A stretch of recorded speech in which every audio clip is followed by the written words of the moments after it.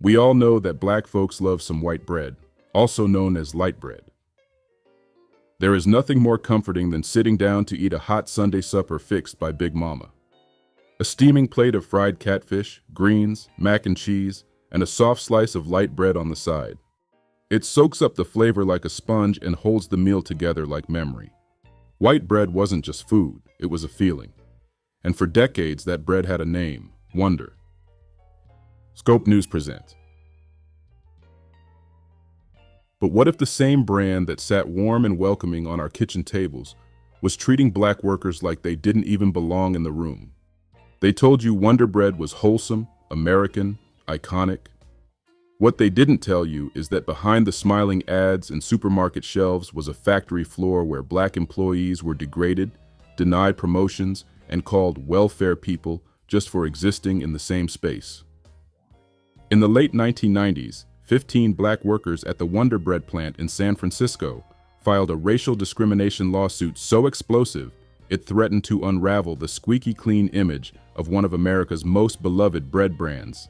These were not new hires.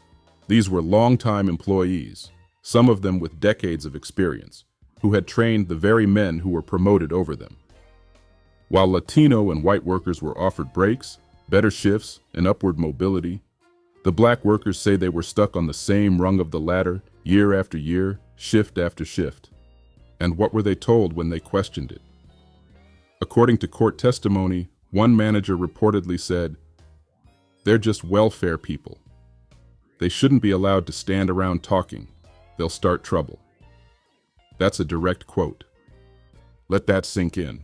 In a modern American workplace, not only were black workers being denied promotions, they were being watched for standing too close to one another.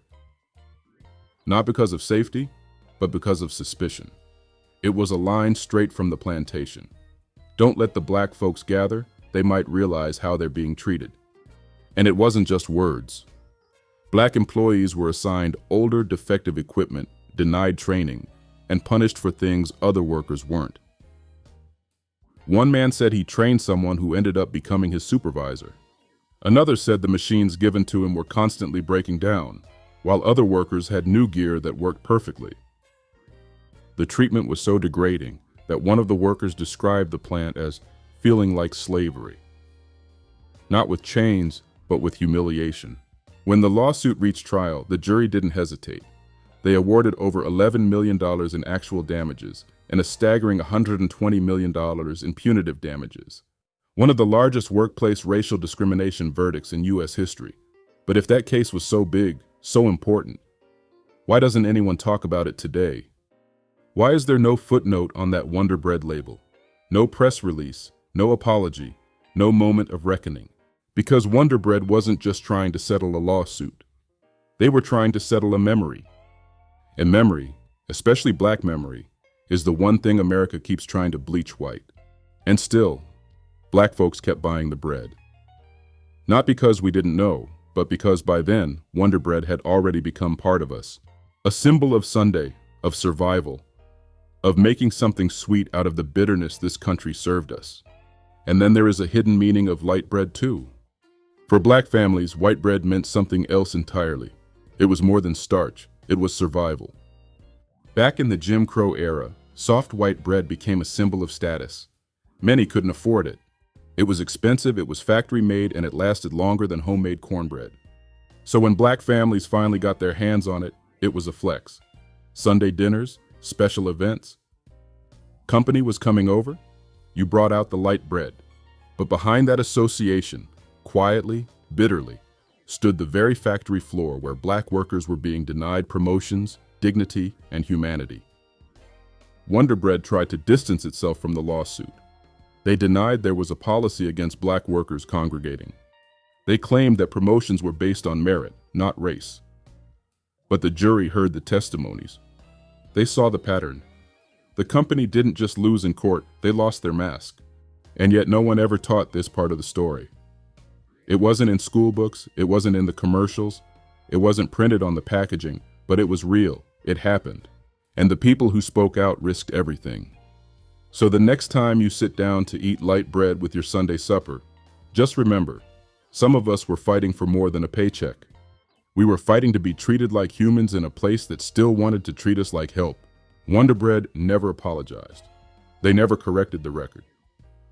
But Scope News is here to do what they wouldn't: tell the truth. This is the story Wonder Bread tried to erase. Scope News tells the truth. Here are the facts.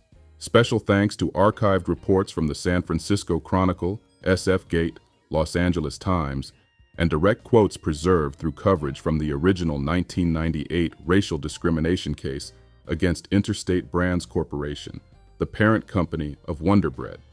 The Welfare People quote was taken directly from sworn testimony cited in multiple reports. The $120 million punitive damage verdict was covered by national outlets including CBS News and the LA Times. The cultural meaning of white bread in Black communities has also been explored in culinary histories and oral traditions, including narratives about light bread and Sunday dinners across the South. This Scope News report draws from that cultural memory and court-documented fact. Legal disclaimer: this report is presented for educational, informational, and entertainment purposes. Viewer discretion is advised. All individuals mentioned are considered innocent unless proven guilty in a court of law. This presentation reflects publicly available reporting, court transcripts, and historical accounts surrounding the Wonder Bread racial discrimination case in the late 1990s. Scope News aims to preserve and uplift stories that have been buried, erased, or ignored. We acknowledge the limitations of existing documentation and the pain caused by systemic injustice. This report does not aim to defame any individuals, but rather to shine light on historical truth through verified testimony and legal outcomes. Images, names, and narratives used herein are presented to honor the lived experiences of Black workers and the cultural memory tied to their labor.